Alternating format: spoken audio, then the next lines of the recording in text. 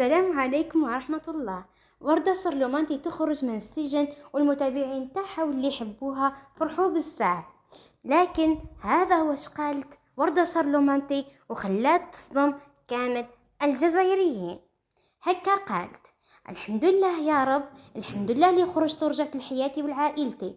والله غير احساس ما نقدرش نوصفه بالكلام.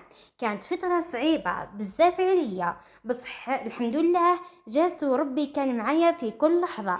اليوم غير نقول الحمد لله على كل حال وعلى كل حاجه فاتت، وان شاء الله الجاي يكون خير وبركه. وزادت قالت: بصراحة أول حاجة راهي في بالي هي نعيش حياتي ونفرح، كفاني من الحزن والقلق.